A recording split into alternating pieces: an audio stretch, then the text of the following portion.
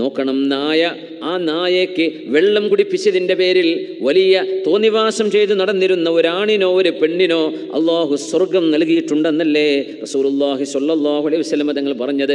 നാവ് ഇങ്ങ് നക്കിക്കൊണ്ടിരിക്കുകയാണ്. ഒരു നനഞ്ഞ മണ്ണ് കിണറിൻ്റെ അരികത്ത്, മരുഭൂമിയിൽ എവിടെയോ ഒരു കിണർ കണ്ട ആ കിണറ്റിൽ നിന്ന് വെള്ളം കുടിച്ച് കയറി വരുന്ന ബഗിയും മിൻ ബഗായ ബനി ഇസ്രായേൽ.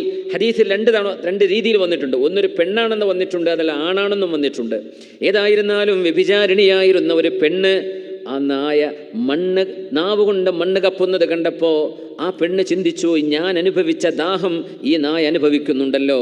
ആ നായയ്ക്ക് വെള്ളം കൊടുക്കാൻ വേണ്ടി തൻ്റെ ഷൂ വായയിൽ പിടിച്ച് താഴെ ഇറങ്ങി കിണറ്റിൽ നിന്ന് വെള്ളമെടുത്ത് വായൽ കടിച്ചു പിടിച്ച് മേലോട്ട് വന്ന് ആ നായക്ക് വെള്ളം കൊടുത്തപ്പോൾ അല്ലാഹു ആ ചെയ്ത പണിക്ക് അല്ലാഹു നന്ദി ചെയ്തു.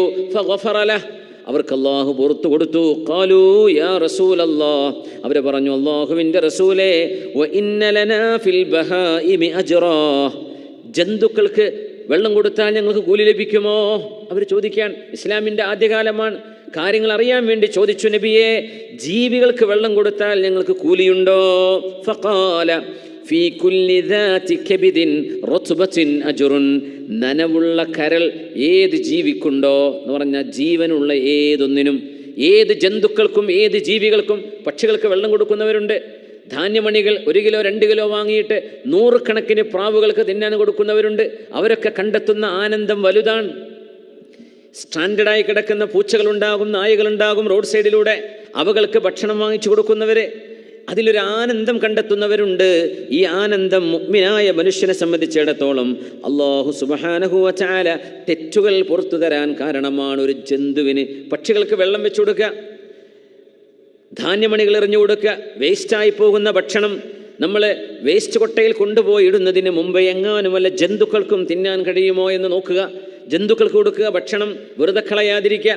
ഒരു ബോട്ടിൽ വെള്ളം, ചിലപ്പോൾ അര ബോട്ടിലൊക്കെ വെള്ളം വണ്ടിയിലൊക്കെ കിടക്കുമ്പോൾ, അല്ലെങ്കിൽ നമ്മൾ കുടിച്ച് വെച്ചത് കുറച്ച് ദിവസങ്ങൾ കഴിയുമ്പോൾ അതിന് നാറ്റം കാണും, വെള്ളത്തിന് ടേസ്റ്റ് മാറും. അപ്പോൾ നമ്മൾ വലിച്ചെറിയാതെ ആ മൂടി തുറന്നിട്ട് ഏതെങ്കിലും ഒരു ചെടിക്ക്, ഒരു മരത്തിൻ്റെ മുരടിൽ അത് ഒഴിച്ചു കൊടുക്കുക. വെള്ളം വെറുതെ കളയാതെ, കളയുന്ന വെള്ളം, നമുക്ക് കുടിക്കാൻ പറ്റാത്ത വെള്ളം ഒരു ചെടിക്ക് ഒഴിച്ചു കൊടുക്കുക. അത് സ്വതക്കയാണ്, അത് കൂലിയാണ്. അല്ല, വല്ല ജീവികൾക്കും കുടിക്കാൻ പറ്റുന്ന വല്ല പാത്രങ്ങളുമുണ്ടോ അതിലൊഴിച്ചു കൊടുക്കുക. ഏത് കരള് നനവുള്ള ജീവിയുണ്ടോ, കരള് നനവുള്ള മുഴുവത്തിനും, ജാതിയും മതവും അവിടെ പ്രശ്നമല്ല, മനുഷ്യനെ സഹായിക്കാൻ അള്ളാഹുവിൻ്റെ ദീൻ എത്രയാണ് പ്രോത്സാഹിപ്പിക്കുന്നത്.